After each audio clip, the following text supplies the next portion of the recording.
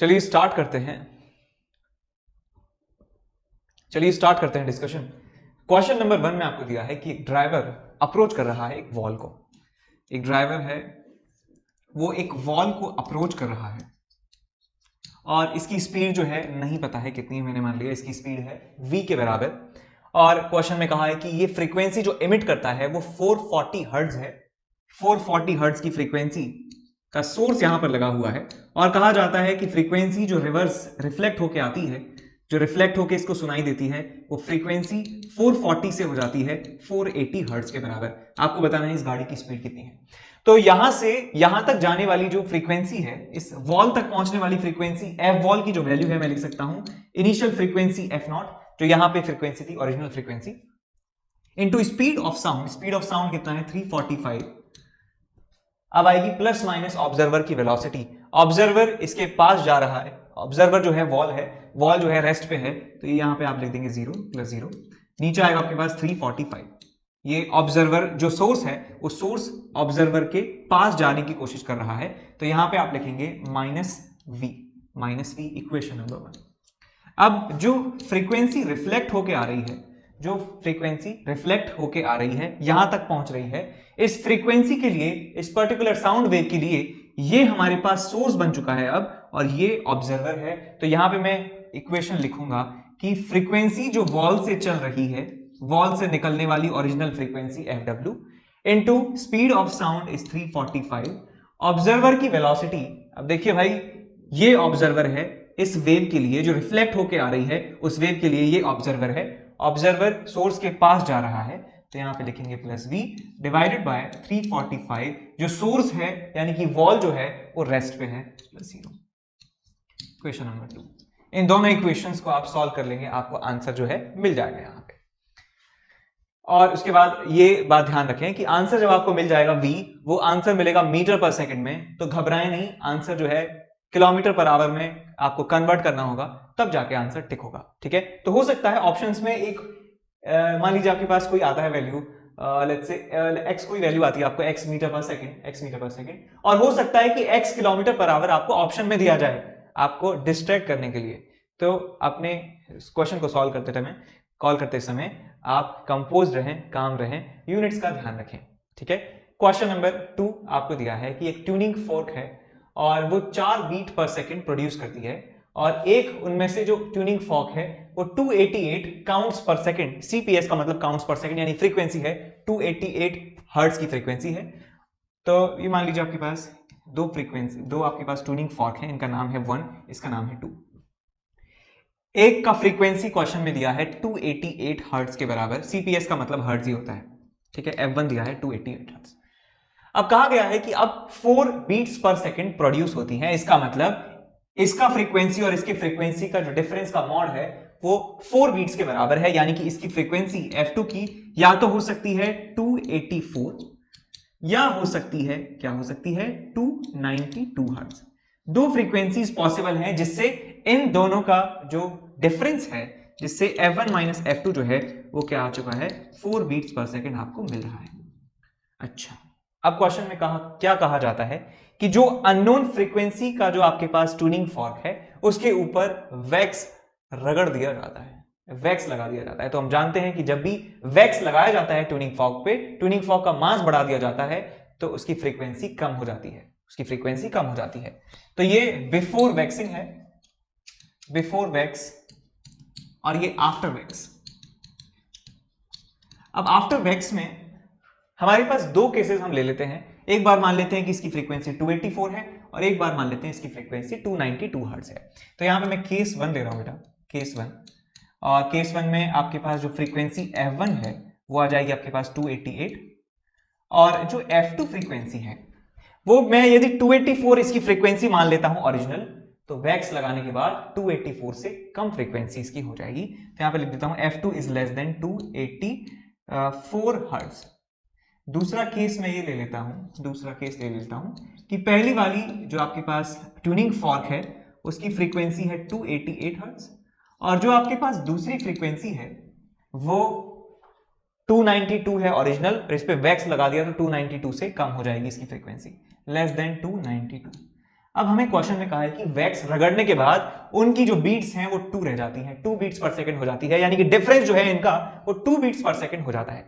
अब भाई यहां देखो, यदि यहां पे मैं बात करूं कि कोई क्वांटिटी 288 और एक दूसरी क्वांटिटी 284 से भी कम, तो क्या इनका डिफरेंस 2 आ सकता है?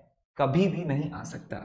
इनका जो डिफरेंस है 2 से कम कभी भी नहीं आ सकता है, बिकॉज ये और कम होता जाएगा, 284 से और कम होगा, तो 288 और उनका डिफरेंस जो है उस छोटी वैल्यू का हमेशा ज्यादा आएगा। तो इसका मतलब ये केस पॉसिबल नहीं है। यहां देखिए कि 292 है, क्या 292 का कुछ छोटा पार्ट का छोटा वर्जन 292 से कम होके और 288 इनका डिफरेंस 2 हर्ट्ज आ सकता है कि नहीं, 2 बीट्स पर सेकंड आ सकता है कि नहीं? तो बिल्कुल आ सकता है। यदि F2 की वैल्यू 290 हो जाए तो भी पॉसिबल है, और घट के 286 हो जाए तो भी ऐसा पॉसिबल है। इसका मतलब 292 ओरिजिनल फ्रीक्वेंसी रही होगी। सो 292 CPS हम यहां पे टिक कर देंगे।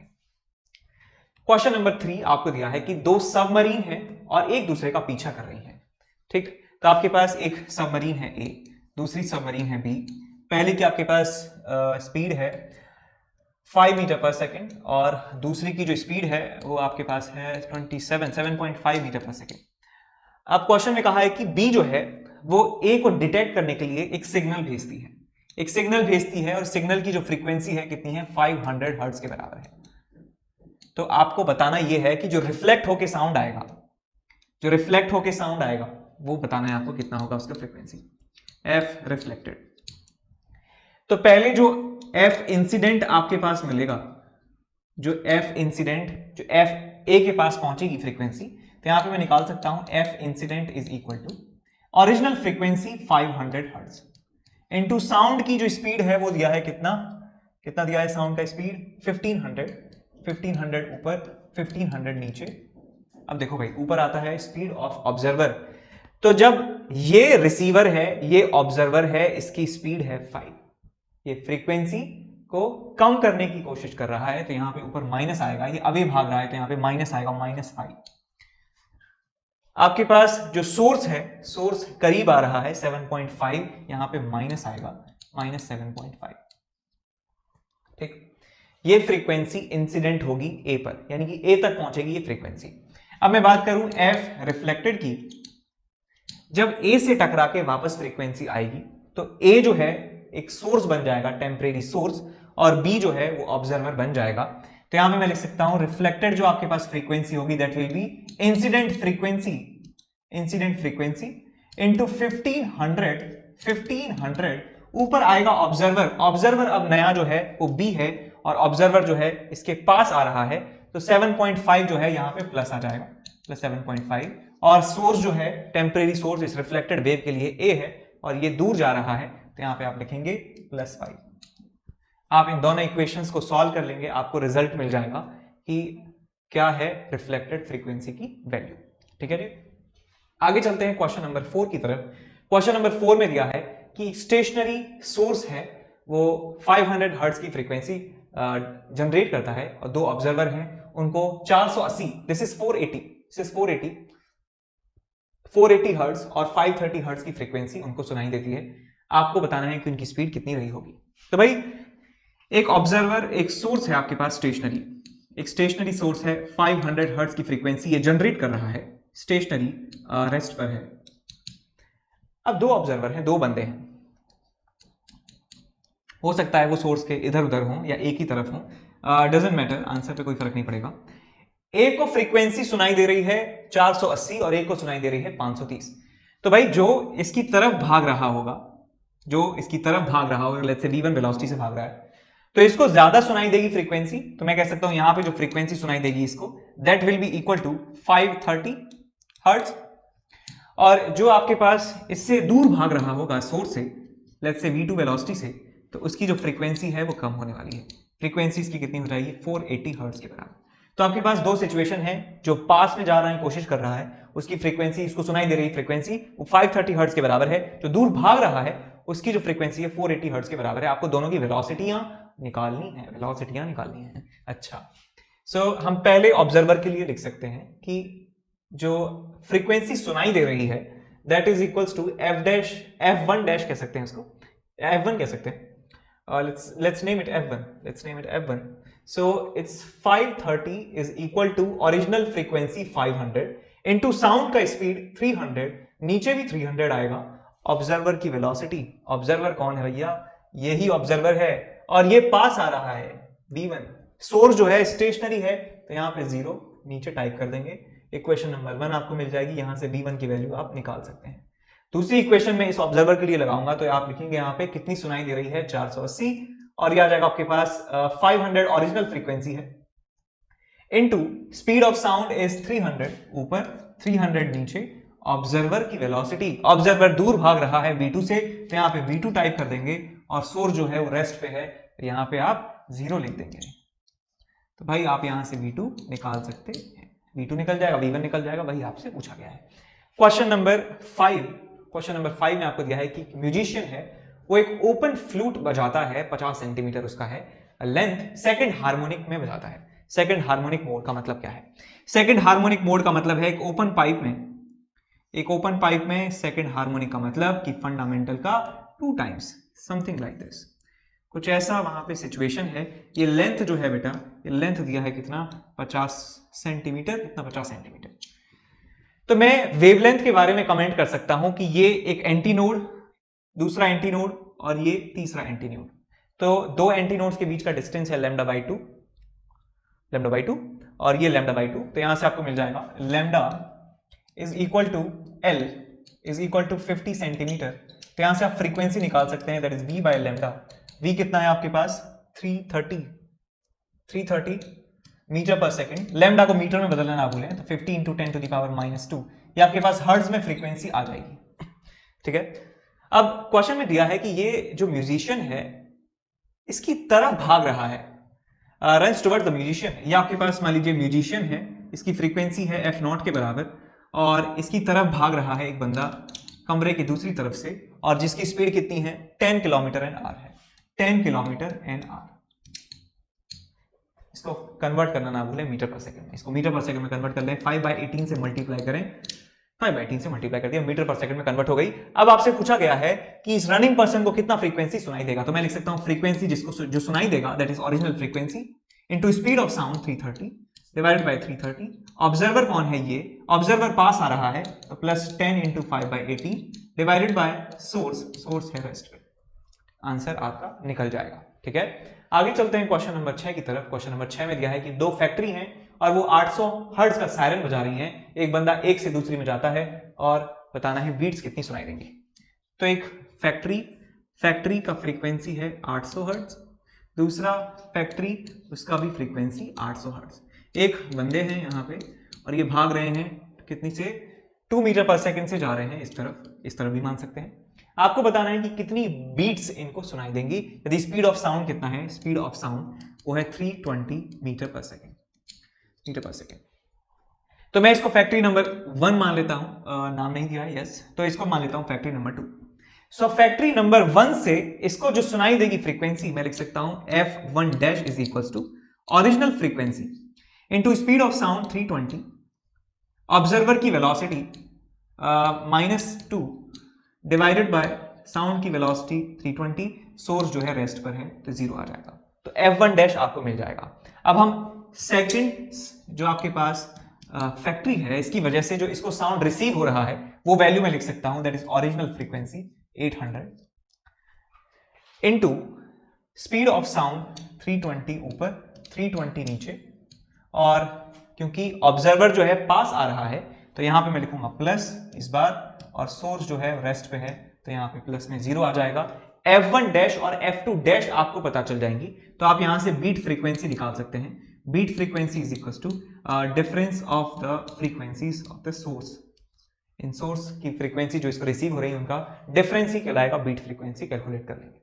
क्वेश्चन नंबर 7 में आपको दिया है कि कौन कौन से एक्सप्रेशन जो है इनमें डिस्ट्रक्टिव इंटरफेरेंस प्रोड्यूस होगा. तो भाई पहले जो 2 आपके पास जो क्या कहते हैं वेव है उनका फेज का डिफरेंस बात करें. देखिए फेज क्या होता है, पूरी जो क्वांटिटी जो लिखी है साइन के अंदर ये क्या है, फेज है. यहां भी 2 पाई है, यहां भी 2 पाई है, तो अंदर की क्वांटिटी को कंपेयर कर सकते हैं. इन दोनों के बीच का फेज का डिफरेंस कितना है. यदि इसमें से इसको मैं माइनस कर देता हूं तो आपको डेल्टा फाई क्या मिलेगा, डेल्टा फाई मिलेगा आपको पाई के बराबर और ये पाई जो है वो निशानी है डिस्ट्रक्टिव इंटरफेरेंस की। इसका मतलब पहले और दूसरे जो हैं वो डिस्ट्रक्टिव इंटरफेरेंस मचाने वाले हैं, डिस्ट्रक्टिव इंटरफेरेंस मचाने वाले हैं। अच्छा, यदि मैं फर्स्ट और थर्ड को या फर्स्ट और फोर्थ को, सेकंड को थर्ड को, सेकंड को फोर्थ को, यानी पहले दोनों को इन दोनों से मैच कराने की कोशिश करूं, डिस्ट्रक्टिव इंटरफेरेंस ढूंढने की कोशिश करूं, तो हमें मिलेगी ना, क्योंकि इनकी फ्रीक्वेंसियां अलग अलग है। ये आपको N1T है, ये N2T है, इनको कभी भी आप माइनस कर लीजिए, N1 माइनस N2 या N2 माइनस N1 का टर्म जरूर आएगा। इसका मतलब वो जो फेज डिफरेंस है वो टाइम पे डिपेंड करेगा, तो इसका मतलब वहां पे डिस्ट्रक्टिव इंटरफेरेंस हमको नहीं मिलने वाला है। तो पहले दो अलग हो गए, अलग फ्रीक्वेंसी वाले अलग पेयर बना दो। अब इनकी बात करें भाई, ये देखो यहाँ पे प्लस का साइन है, इसका मतलब ये जो वेव है ये कैसे जा रही है, ये नेगेटिव एक्स डायरेक्शन में जा रही है। ये वेव जा रही है नेगेटिव एक्स डायरेक्शन में, ये वेव जो है माइनस साइन है इसके बीच में, ये पॉजिटिव डायरेक्शन में जा रही है इस तरफ। और इन दोनों के बीच का फेज का डिफरेंस जो है कुछ नहीं है, फेज का डिफरेंस, अच्छा है फेज का डिफरेंस है, लेकिन ये दो वेव हैं ऑलमोस्ट आइडेंटिकल हैं फ्रीक्वेंसी में और मैग्नीट्यूड में, और जब ये ऑपोजिट डायरेक्शन में जा रही हैं तो ये मिलने पर क्या बनाएंगी, स्टेशनरी वेव बनाएंगी। तो स्टेशनरी वेव ये दोनों फॉर्म करती है, स्टेशनरी वेव, स्टेशनरी वेव। इसका मतलब किसी भी पॉइंट पर, किसी एक पॉइंट पर डिस्ट्रक्टिव इंटरफेरेंस तो होगा ही होगा। तो ये दोनों भी डिस्ट्रक्टिव कर रही हैं और ये दोनों भी डिस्ट्रक्टिव कर रही हैं, तो इसका मतलब आपका आंसर जो है वो फर्स्ट, सेकंड, थर्ड, फोर्थ जो है हो जाएगा। ठीक, स्टैंडिंग वेव है तो भाई कुछ जगह कंस्ट्रक्टिव इंटरफेरेंस भी होगा, कुछ जगह डिस्ट्रक्टिव इंटरफेरेंस भी होगा, तो अलग अलग जगह पर आपको दोनों मिल जाएंगे देखने को, तो हम इसको शामिल करेंगे डिस्ट्रक्टिव इंटरफेरेंस की श्रेणी में। नेक्स्ट क्वेश्चन में आपको दिया है कि 5 बीट्स पर सेकंड हमें सुनाई देती हैं यदि हम उसकी लेंथ को 0.95 मीटर रखें या हम 1 मीटर रखें उसकी लेंथ को, सोनोमीटर वायर की लेंथ को।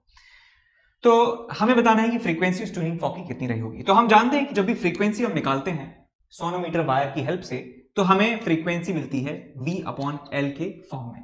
कुछ यहां पे एक नंबर होता है और वहां पे V/L जरूर लिखा होता है। V की बात करूं, किसी स्ट्रिंग में वेव की जो स्पीड है वो होती है √T/μ, और ये क्या है, सबके लिए कांस्टेंट है, क्योंकि एक सोनोमीटर वायर है, सेम टेंशन लगाया है, तो इसका मतलब T और μ कांस्टेंट है, तो V भी कांस्टेंट है। यहां पे मैं लिख सकता हूं frequency that calculated by the sonometer wire is proportional to 1/L, यानी कि जिसका लेंथ कम होगा वहां पे फ्रीक्वेंसी हमें ज्यादा मिलेगी, और जहां पे लेंथ हमने ज्यादा कर दिया वहां पे फ्रीक्वेंसी आपको कम मिलेगी। तो यदि मान लेते हैं कि ओरिजिनल फ्रीक्वेंसी f0 के बराबर है और बीट्स हमें मिल रही हैं 5, तो हो सकता है कि एक बार हमें फ्रीक्वेंसी f0+5 मिल रही हो, और हो सकता है कि दूसरी बार हमें f0-5 के बराबर फ्रीक्वेंसी मिल रही हो, जिससे इसका इसके साथ बीट 5 आ रहा है, इसका इसके साथ बीट 5 आ रहा है। तो मैंने मान लिया कि लेंथ जो है वो L0 के बराबर थी। मैंने मान लिया कि फ्रीक्वेंसी f0 हमें मिलती है यदि सोनोमीटर की लेंथ L0 के बराबर होती है। तो सोनोमीटर की लेंथ L0 है तो मैं कह सकता हूं फ्रीक्वेंसी f0 हमें मिल रही होगी। तो f0 इंटू L0 मैं लिख सकता हूं f0+5 इंटू 0.95, कि छोटी लेंथ के साथ ज्यादा फ्रीक्वेंसी और बड़ी लेंथ के साथ कम फ्रीक्वेंसी। इक्वेशन नंबर 1 यहां मैंने लिखा कि किसी एक्सपेरिमेंट में जब L0 लेंथ रही होगी तो वहां पे f0 फ्रीक्वेंसी, ओरिजिनल फ्रीक्वेंसी आई होगी, और वो किसके बराबर होगी, कम फ्रीक्वेंसी जो हमें मिली है बड़ी लेंथ पर 1 मीटर पे हमें मिली है। क्वेश्चन नंबर 2, दोनों इक्वेशंस को आप सॉल्व कर लेंगे, आपको f0 की वैल्यू 195 हर्ट्ज मिल जाएगी। क्वेश्चन नंबर 9 जो है वो एग्जैक्टली क्वेश्चन नंबर 6 जैसा है, एग्जैक्टली क्वेश्चन नंबर 6 जैसा है, तो आप वो सॉल्यूशन रेफर कर सकते हैं। Next question number 10, question number 10 में दिया है कि 2 ट्यूनिंग फॉर्क हैं are sounded simultaneously, 4 beats per second हमें प्रोड्यूस होते हैं। यदि किस पे टेप अटैच कर दिया जाता है तो उनको दोबारा साउंड करवाया जाता है, तो 6 बीट्स पर सेकंड हमें मिलते हैं। अब पहले मिल रहे थे 4, अब मिल रहे हैं 6। एक की फ्रीक्वेंसी यदि 200 है तो ओरिजिनल फ्रीक्वेंसी बतानी है कितनी होगी। तो भाई देखिए, ये आपके पास ट्यूनिंग फॉर्क है, इसको कह देते हैं 1, इसको कह देते हैं 2। तो 4 बीट पर सेकंड हमें मिलती है। इसकी मान ली फ्रीक्वेंसी f1 है, इसकी फ्रीक्वेंसी f2 है, तो हमें फ्रीक्वेंसियां मिलती हैं f1 - f2 is equal to 4 hertz. अब हम लगा देते हैं टेप, 2 पर लगा देते हैं टेप, 2 पर लगा दिया हमने टेप। ये f1, ये f2 डैश हो चुका है, अब f2 डैश हो चुका है। इसकी फ्रीक्वेंसी ऑफ कोर्स कम हो गई होगी, f2 से कम हो गई होगी, f2 dash is less than f2 original, ठीक है। और अब इनको साउंड करवाया जाता है तो 6 बीट्स पर सेकंड हमें सुनाई देती है। यानी कि अब मैं बात करूं F1 minus F2 dash is equal to 6 beats per second. और क्या दिया है कि यदि frequency of fork 1 is 200 hertz, ये फ्रीक्वेंसी कितना दिया है 200 हर्ट्ज के बराबर, तो मैं कह सकता हूं भाई ये कितना हो सकता है, इसकी दो पॉसिबल वैल्यूज हैं, वो क्या हो सकती हैं, 204 हो सकती है या 196 हो सकती है। ठीक बात। अब यहां पे दोनों केसेस हम ले लेते हैं, यहां पे दोनों केसेस ले लेते हैं टेप लगाने को। केस नंबर 1 में केस 1 और यहां पे है केस नंबर 2। केस नंबर 1 में पहले की तो हमें 200 है और दूसरे की जो है कम हो रही है, तो 204 से कम मान लिया, लेस देन 204। दूसरे केस में हमने मान लिया कि एक की फ्रीक्वेंसी 200 है और दूसरे की फ्रीक्वेंसी लेस देन 196 है। तो भाई देखो कौन से केस में 6 बीट्स हमें मिल सकती हैं। क्या इसमें 6 बीट्स मिल सकती हैं क्या, कि 204 से कम है, 204 से कम है, तो 204 से कम करेंगे, टेप हमने सिर्फ बांधी है, तो हमें यहां से फ्रीक्वेंसी नहीं मिल सकती, बीट फ्रीक्वेंसी 6 नहीं मिल सकती, क्योंकि ये जैसे जैसे कम होगा, जैसे जैसे कम होगा वैसे वैसे क्या होगा, इनका डिफरेंस जो है वो कम होता जाएगा, बीट्स कम होती जाएंगी। लेकिन हम यहां की बात करें 200 और लेस देन 196, तो 196 से यदि कम होगी फ्रीक्वेंसी तो क्या होगा, बीट्स जो हैं वो बढ़ जाएंगी, बीट्स जो हैं बढ़ जाएंगी। वही हुआ भी है कि 4 से बीट हो चुकी हैं 6 के बराबर, तो इसका मतलब ये ऑप्शन जो है ये सही है। ठीक है, तो हमारा आंसर क्या हो जाएगा कि 196 हर्ट्ज के बराबर फ्रीक्वेंसी है उस ट्यूनिंग फॉर्क की, 196। ठीक, आगे चलते हैं।